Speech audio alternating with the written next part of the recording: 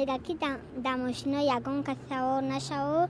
وقتی اگر یگان کس بگوه که چی خونه بیبی در کجا مکتب در کجا من گفته که نرو پیشش خطیست در ماشین نرو. مکتب اوچشون رویشون میکنه میرن میبرنشون اکاشون میره به سرشون. ایش خیلی که بعد هم فهمیدن خیلی خالی نمیمونه شون روان بیان.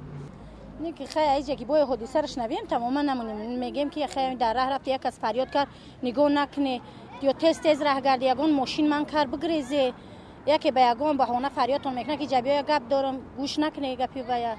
پدرم با من گفت که وقتی که از با مکتب میروی با گپ‌های هر خیل آدمان گوش نده.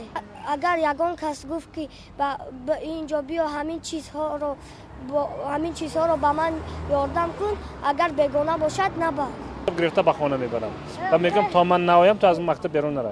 چون این حادثه که همه ما هشدار داد که با خبر باشیم از فرزندانم.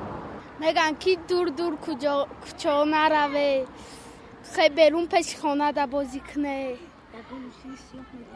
یکان ماشینی سیاه به نامل هم خیلی چیزا دوای نشوه ای پیشون گریزن.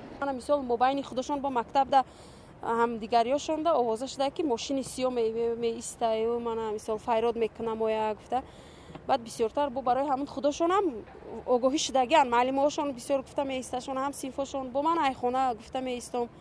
با ما میگن که شما وقتی از کوچه برآمد با کوچه در کوچه بازی نکنید و میگن که یگان ماشین به نام سیاه تریزور سیاه باشن پیششون نره یگان گن که با شما پول بدین شما باید پیش نروین که شما را ندستن. گم میزنم میگم دختر رو بگوی نگردید و دختر کلونم برداشته میگه خودو نشون نده انا میگم بگوی نگردید یگان ماشین سیومی یگان شش سیومی یگان و به نامر باشد اگر هدا گریزن یا که یگان پیش یگان آدم برفته ایستادنشون در کار که همین میگم که پیش روی همین رو البته حتما گرفتن در کار.